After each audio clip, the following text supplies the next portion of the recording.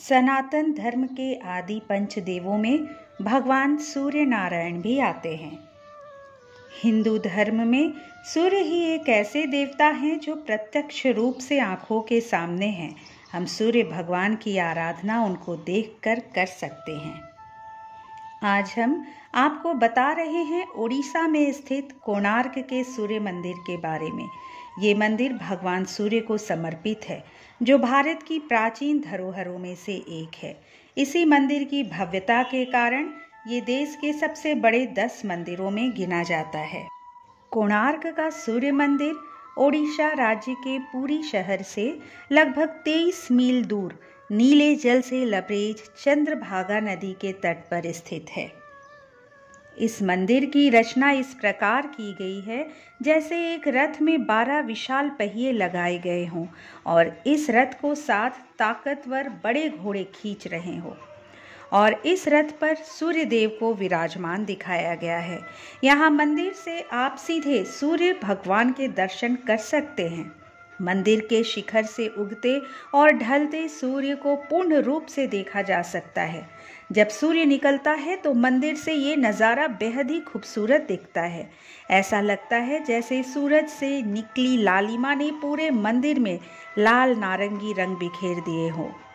वहीं मंदिर के आधार को सुंदरता प्रदान करते 12 चक्र साल के 12 महीनों को परिभाषित करते हैं और हर चक्र 8 अरों से मिलकर बना है, जो अर दिन के 8 पहरों को दर्शाते हैं।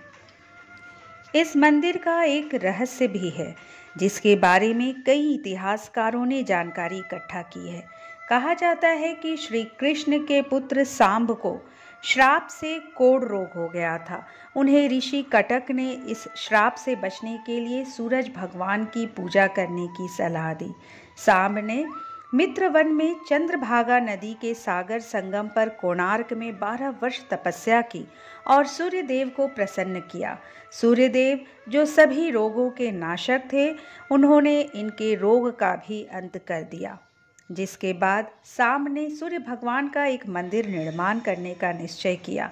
अपने रोग नाश के उपरांत चंद्रभागा नदी में स्नान करते हुए उन्हें सूर्यदेव की एक मूर्ति मिली।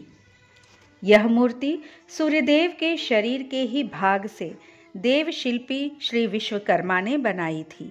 सांब ने अपने बनवाए मित्रवन में एक मंदिर में इस मूर्ति को स्थापित किया।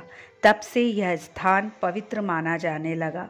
कई आक्रमणों और नेचुरल डिजास्टर्स के कारण जब मंदिर खराब होने लगा तो 1901 में उस वक्त के गवर्नर जॉन वुडबर्न ने जगमोहन मंडप के चारों दरवाजों पर दीवारें उठवा दी और इसे पूरी तरह रेत से भर दिया, ताकि ये सलामत रहे और इस पर किसी डिजास्टर का प्रभाव ना पड़े। बाद में आर्कियोलॉजिस्ट ने कई मौक़ों पर इसके अंदर के हिस्से को देखने की ज़रूरत बताई और रेत निकालने का प्लान बनाने की भी बात कही। ये मंदिर 2 भागों में बटा हुआ है, जिसमें से पहले भाग नट मंदिर में सूर्य की किरणें पहुंचती थी और कहा जाता है कि कांच या हीरे सरीखे धातु से वो इस मंदिर की प्रतिमा पर पड़ती थी, जिससे इसकी छटा देखते ही बनती थी।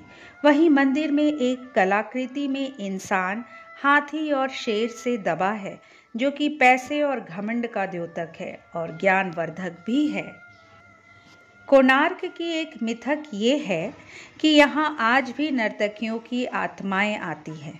अगर कोणार्क के पुराने लोगों की माने तो आज भी यहाँ आपको शाम में उन नर्तकियों के पायलों की झनकार सुनाई देगी, जो कभी यहाँ राजा के दरबार में नृत्य करती। इस मंदिर की एक चमत्कारिक बात यह है कि इस मंदिर का निर्माण एक सैंडविच की तरह किया गया था, जिसके बीच में लोहे की प्लेट थी, जिस पे मंदिर के पिलर रुके हुए थे। ऐसा भी कहा जाता है कि मंदिर के ऊपर एक 52 टन का चुंबक रखा गया था, जो कि इन खंभों से संतुलित था। इसी के चलते भगवान सूर्य की प्रतिमा हवा में तैरती हुई रहती थी, जिसे देखकर हर कोई हैरत में पड़ जाता था। कहा जाता है कि इस चुंबक को विदेशी आक्रमणकारियों ने तोड़ दिया था।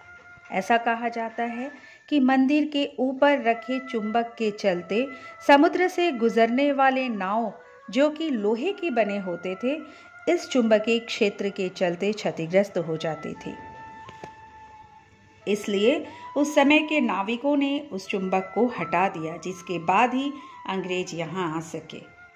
दोस्तों, यदि कोणार्क मंदिर की जानकारी आपको अच्छी लगी तो प्लीज़ इसे लाइक कीजिए, शेयर कीजिए और सब्सक्राइब कीजिए।